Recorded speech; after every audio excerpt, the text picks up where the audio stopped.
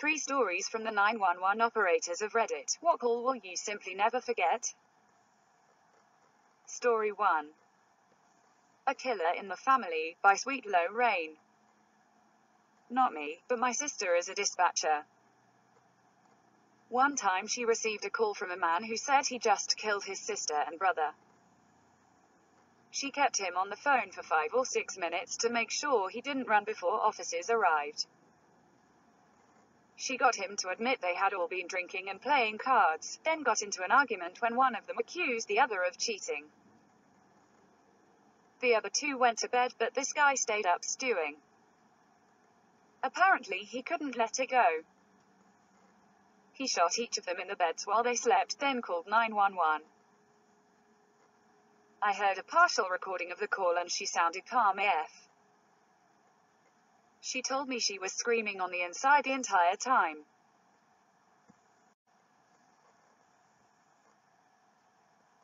Three stories from the 911 operators of Reddit. What call will you simply never forget? Story 1. Story 2. I have a few. By BC the TC. I took a call from a man whose approximately 1-year-old daughter fell in the pool while unattended. At the time of the call she was not breathing, unresponsive, and had no pulse. My partner dispatched out fire and EMS while I was on the phone. Got the child's mother to start CPR. Fortunately she was certified and didn't require very much instruction at all, just had to tell her to count her compressions out loud so I could keep up. Before first responders arrived, the baby starts breathing again. I believe she sustained some brain injury but nothing life-threatening. Had to go take a walk around the block after that one. Please, please, please, if you aren't CPR certified, get certified. It very well may have been the difference between that child living and dying. On a lighter note, I also had a guy call in claiming he was having a heart attack. None of the info I got from this guy indicated he was even remotely at risk for one. Mid-20s male, average weight, no history of heart problems, or any other medical history for that matter. Turns out he had smoked some particularly strong pot about 30 minutes prior to calling. Absolutely nothing wrong with him other than he was stone stupid.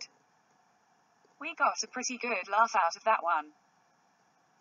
I also took a call from a kid who was about 10 years old who thought it would be funny to prank call 911. He started off by saying there was a fire. I could hear him giggling in the background. Followed that up with meowing at me over the phone. Managed to get a good location off the call and got his address. Read the address to him and asked if that's where he lives.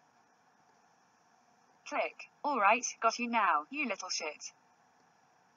Had a deputy go out to the house as is our policy and he explained the situation to the parents.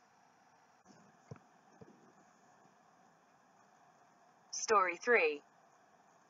11-year pro by Tidbit 813.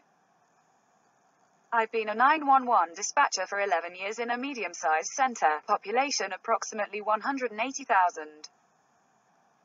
We have more than our share of crazy calls, but there are only a few calls that have stuck with me. For me, the ones that I can't get rid of aren't even close to being the craziest or most brutal. 7 to 8 years ago I took a 911 call from a man who came home to find his adult sister had been raped and beaten. The suspect had wrapped a telephone cord around her neck, then tried to push her through the window of the apartment. He was understandably very distraught. She was still alive and was able to talk to me. She had not been blindfolded and I was certain I could get a description of the person who had done this to her. She answered all of my other questions but absolutely refused to give me any info on the suspect. I later found out that the reason was self-preservation. The person who did it was the brother who called 911 for help.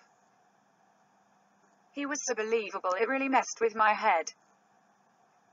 I also felt horrible that I had continued pressing her for info with the person who hurt her was right there and that I could have potentially put her in more danger with